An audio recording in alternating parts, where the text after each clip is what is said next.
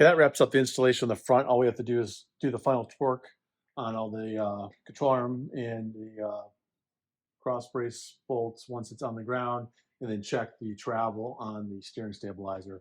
So we'll do all that once it's down. And we're going to move on to the back. Hopefully the back goes fairly quick as well. We probably spent a couple of hours on this on the front. They say, I think, I've read these installations kind of like a day. I kind of putzed around with it a couple of days last weekend, and I'm trying to get to it. Trying to wrap it up if I can today. We'll see if we get the back done in time, but it's interesting to see how it looks and how it sits with the kit on it, and the new wheels and tires. Okay, one more step on the front. I had to do torque the sway bar mounts to the axle. Those had to be torqued down to 75. I didn't catch that in film. Now I'm getting ready to do the rear end. Got the driver's side shock off. I'm going to take the passenger side shock off real quick, just to get them out of the way. So 18 millimeter bolt on the bottom. Side came right off. We'll have to put a wrench on this one. The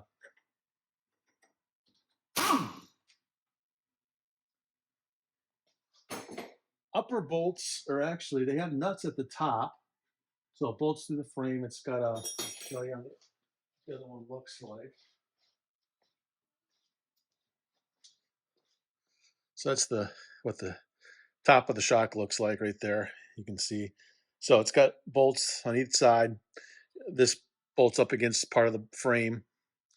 There are nuts at the top, but they appear to be welded to the frame because when I was able to get a wrench I got a wrench up there, and then it got the air tool on the bottom, and it came right off, but the nuts stayed up there. They didn't even try to move, so, which is nice. That's kind of a tight spot to try and get your fingers up there to thread those in. So it does make it kind of nice. And we're gonna go ahead and remove the bolts here. And that gives us a little bit of flexibility to move the shock around if we need to. I'm not sure, but I assume we may reuse these bottom bolts. So make sure we keep them handy. And then it's a 16 millimeter, kind of an oddball size, but 16 millimeter. Here's one.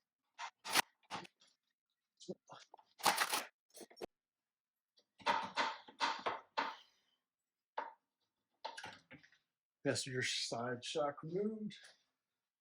Okay, now we got to remove the sway bar links. Remember, with this kit, you get new rear ones. So it's bottom is an 18 millimeter, 18 millimeter on both sides. So just got to get a box end on the outside one.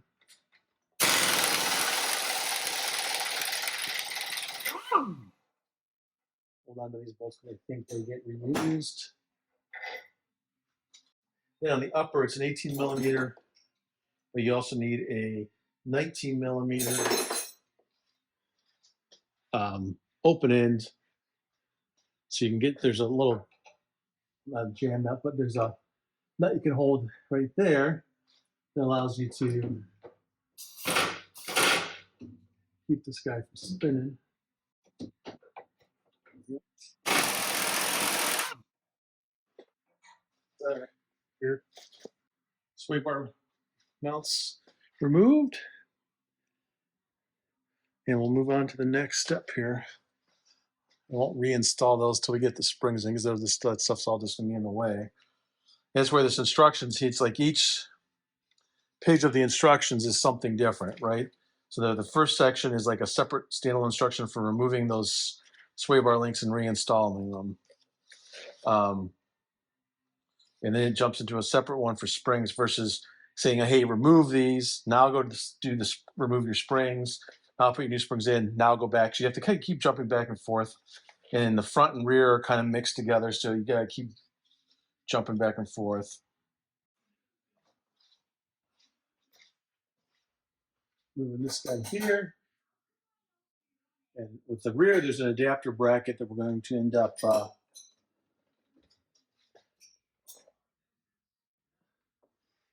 installing that allows it to center better. I'm not sure why they don't do that on the front, but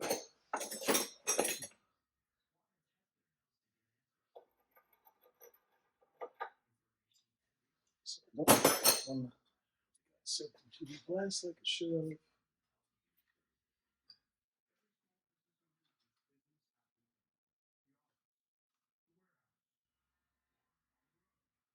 Unfortunately, I missed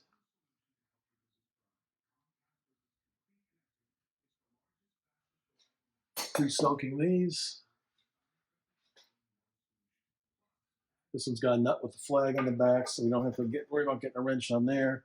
So it should just be a matter of doing this. We'll turn this up a little bit. So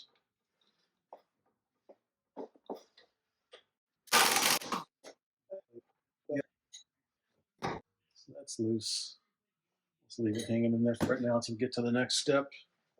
Okay, so this next step, I'm not gonna maybe film for the whole thing, but you gotta take a 21 millimeter and loosen up all of these rear control arm bolts. So we got one up here, one there, and then you got some, I guess, kind of back here, and try to see this one from the back better. On the, you kind of see it back there right here on the back of the shock mount. So we're gonna have to loosen all those up. None of them come out, just loosen them up again. So it's when you, because all those bushings are kind of used to being in a certain spot.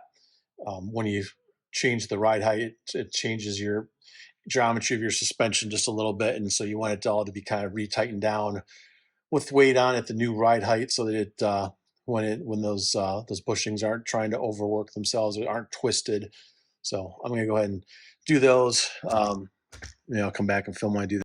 Okay, we're gonna go ahead and get these loosened up. I did go ahead and put some PB Blast on these because they weren't, I forgot I had not done the rear control arms. I didn't realize they had to be loosened up.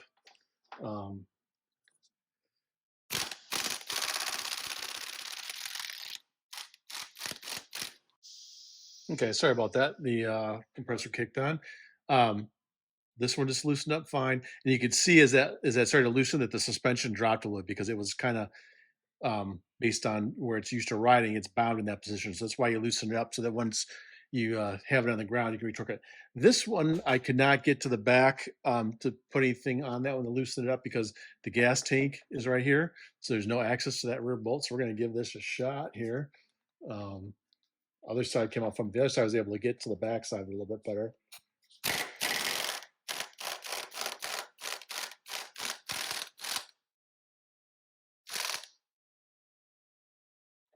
Don't want to loosen that too much. I don't want to take any chance of that bolt falling off the back because we'll never get it back on if it even falls off. I mean, it may be fixed. It probably is fixed. Well, if not, you have to take the gas tank off to get to it, I guess. Because if you were taking these out like you're putting new control arms on, you wouldn't be able to get to that bolt. And then we just got to do the both of them back here, so you can kind of see where I'm going here.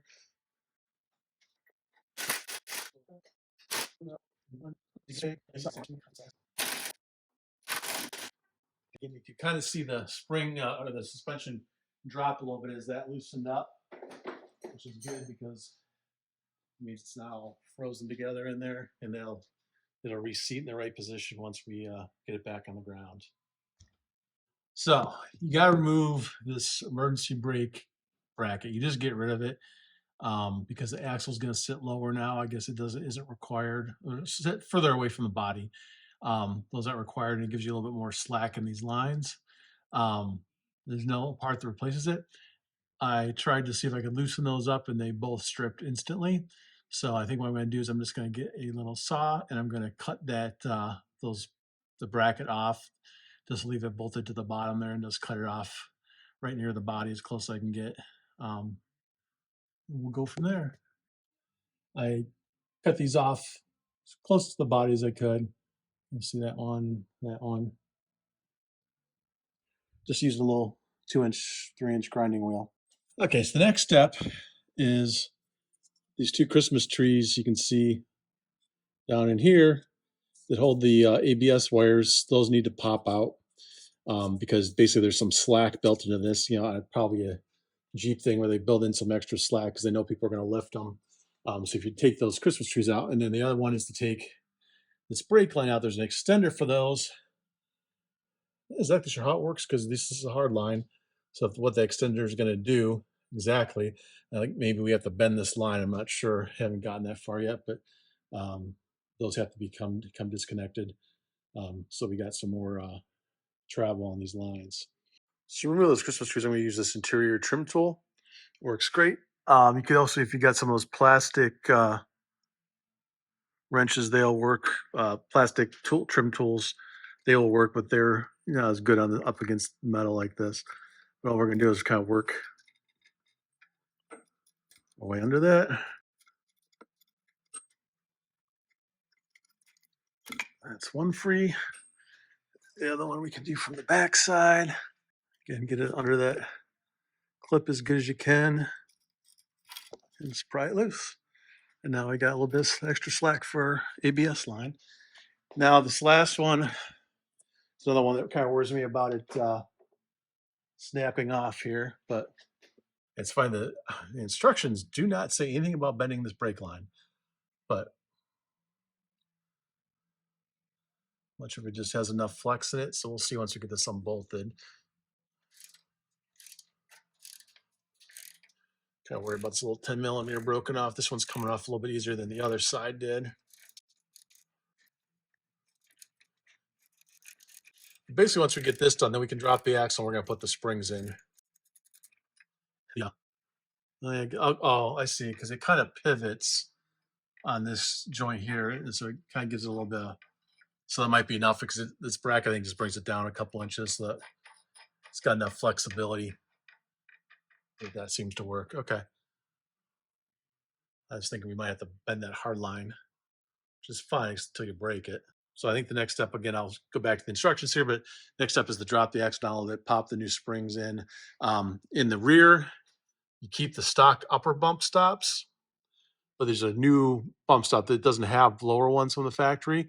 There's a maybe like a 1.5-1 inch block that goes on here that kind of helps fill that gap between the two bump stops. Just comes with a couple bolts to bolt it on. And then, and there's some kind of bracket that holds the spring down. I am not exactly sure how that works yet. So we'll have to look at that. But getting there. Should be able to pop the springs out here in a second. At this point, we should be able to pull out the rear springs. They have there's a rubber mount that is on the top of the spring that needs to go back in. So we should have enough. Fortunately, I don't know if you can see it, but my jack is bottomed out all the way, so I can't go any lower. So I'm going to just kind of leverage a little bit, but I'm really close to, I think he's coming off, I believe.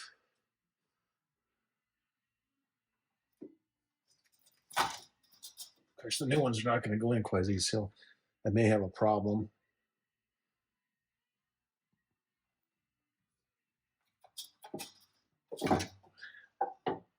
Is the old one. And there you can see the rubber mount that's got to go back on the new one. I guess while that side's off, we'll go get the other side out. You can kind of see that too, same process. Just got to pull down on the rotor a little bit. And still got, I'm going to shut this off while I go and package the new one. Okay, I had a dumb moment here. So springs, I cannot get the springs in, even trying to pry down because the jack is bottomed out here. And so I'm walking around the garage trying to figure out a way to get, use my floor jack to lift the axle off of this jack so I can get dropped a little bit more. Get this jack out and then maybe move it to the other. And I'm trying to figure out things. I'm like, the finally hit me. I'm on a hoist. All I got to do is bump the hoist up.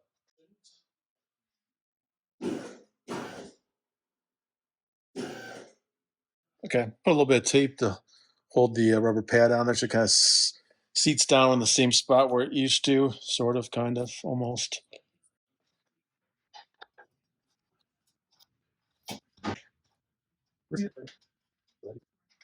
The other side real quick. I'm gonna have to take this one on too. So rear springs are in, and now we'll move on to the next step. So another point where it kind of gets a little confusing in the instructions. The next step is to put the shocks back on. Um, or if you weren't replacing the shocks, you'd be just putting the bottom nut back in.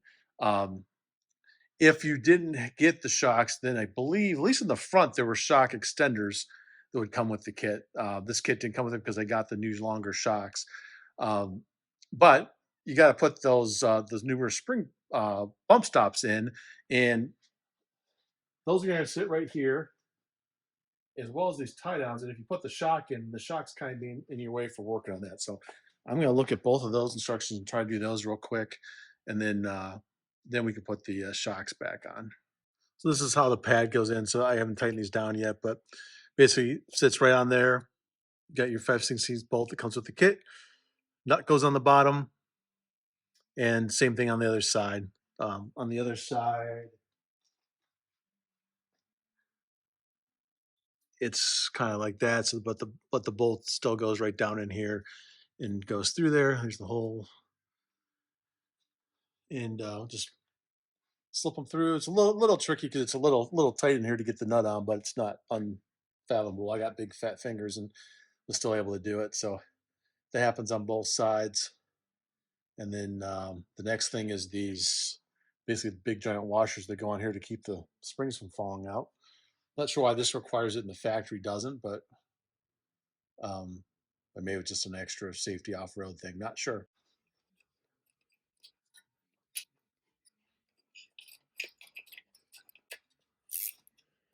So this is pretty straightforward. Just tighten this down. These are locking nuts. So it's getting them snug. Same thing on the other side. Wrenching wax box in works best, and then open it on the bottom. These are 1/2 inch. That came with the kit. I'm sorry, not the wrenches. The bolts are 1/2 inch. Bolt and nut. Okay. So bump stops are in. Next thing we'll do is lower spring retainers. Spring or that washer sits there. And then you put a bolt, and you put these other pieces down before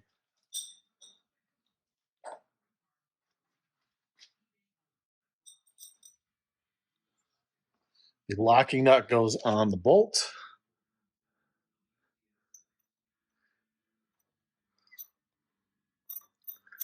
And that goes in there. These 1/2 inch as well, or these bigger? These will be 9/16.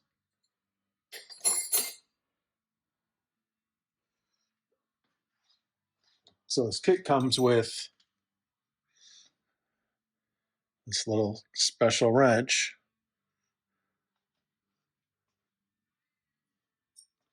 And then what you do is you put the bolt in there.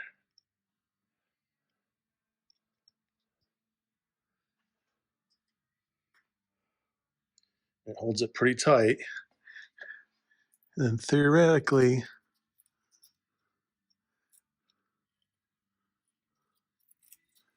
well, it didn't go from that side very well.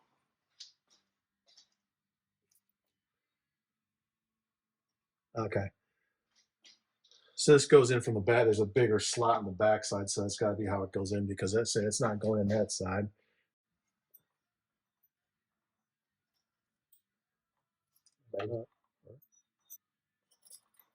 See.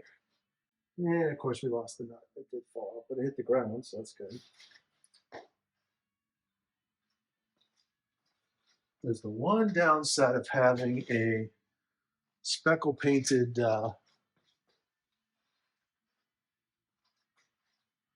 epoxy floor in the garage is you drop a nut and bolt and it kind of becomes another one of the specs. So get a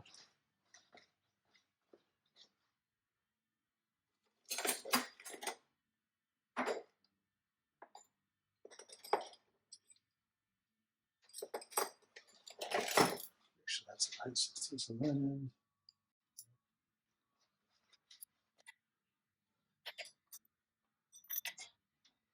This could be one of those little steps that should be 2 minutes that takes 2 hours.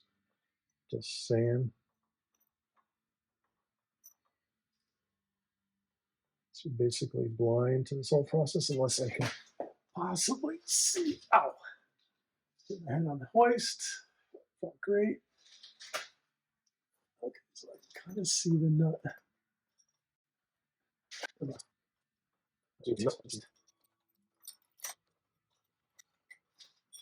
Okay, we'll probably shut this off for a bit and